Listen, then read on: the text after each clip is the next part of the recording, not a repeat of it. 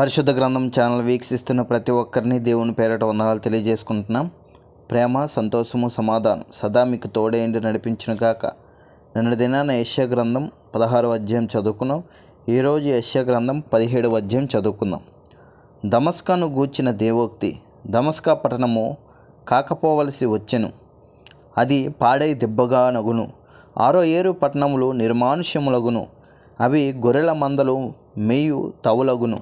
ఎవడను వాటిని బెదిరింపకుండా మందలో అచట పండుకొనును. అప్రాయమునకు దుర్గము లేకపోవును, దమస్కానకు రాజ్యము లేకుండును. ఇశ్రాయేలీల ప్రభావమునకు జరిగినట్లు సిరియాలో నుండి శేషించిన వారికి జరుగును. సైన్యములకు అధిపతియగు యెహోవా ఈ మాట సెలవిచ్చుచున్నాడు. ఆ దినమున యాకోబు యొక్క ప్రభావము క్షీణించిపోవును, వాని క్రొవ్విన శరీరము కృషించిపోవును.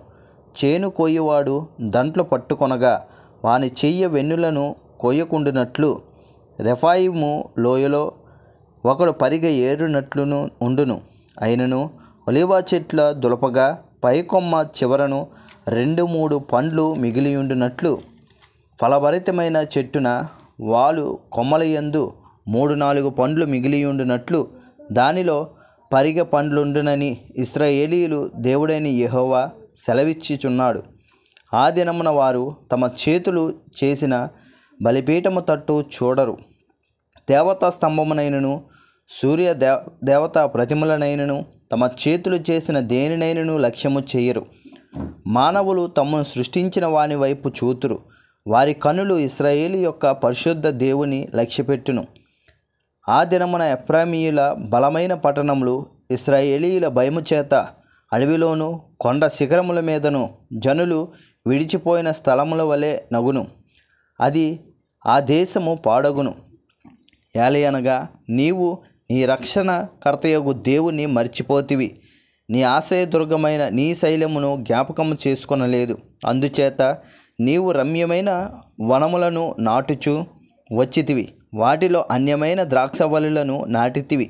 నీవు నాటిన దినమున దాని చుట్టూ కంచె వేసితివి. ప్రొద్దుననే నీవు వేసిన విత్తనములను పుష్పింపజేసితివి. గొప్ప గాయములను మిక్కటమైన బాధయు కలుగు దినమున పంట కుప్పలుగా కోర్చబడును. ఓహో, బహు జనములు సముద్రముల ఆర్భాటము వలె ఆర్భాటించును, జనముల ప్రవాహ జలముల ఘోష వలె ఘోషించును, జనముల విస్తార జలముల ఘోష వలె ఘోషించును. ఆయన వారిని బెదిరించును, వారు దూరముగా పారిపోవుదురు. కొండ మీద పొట్టుగాలికి ఎగిరిపోవునట్లు, తుఫాను ఎదుట గిరగిర తిరుగు కసవు ఎగిరిపోవునట్లు వారు తరమబడుదురు. సాయంకాలమున తల్లడిల్లుదురు, ఉదయము కాకమునుపు లేకపోవుదురు. ఇదే మమ్మను దోచుకొని వారి భాగము, మా సొమ్ము దొంగిలి వారికి పట్టుగతి ఇదే. ఇంతటితో యెషయా గ్రంథం 17వ అధ్యాయం పూర్తయింది. రేపటి దినాన యెషయా గ్రంథం 18వ అధ్యాయం చదువుకుందాం. ప్రేమ, సంతోషము, సమాధానం సదా మీకు తోడే నడిపించునుగాక. ఆమేన్.